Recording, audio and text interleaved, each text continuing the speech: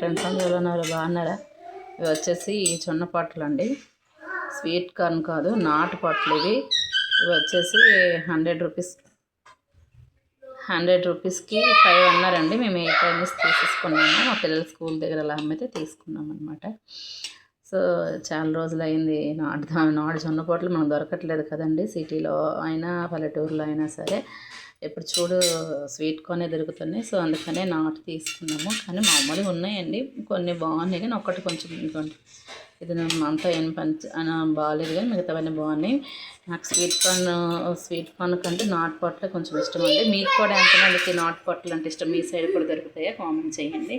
And ఎంతమందికి ఇష్టమో like చేయండి అండ్ సబ్స్క్రైబ్ కూడా చేసుకోండి. Thank you so much friends. And ఇక్కడ అన్నం అనేది వండుతున్నానండి. సో పావులు మారా పెట్టేశాను.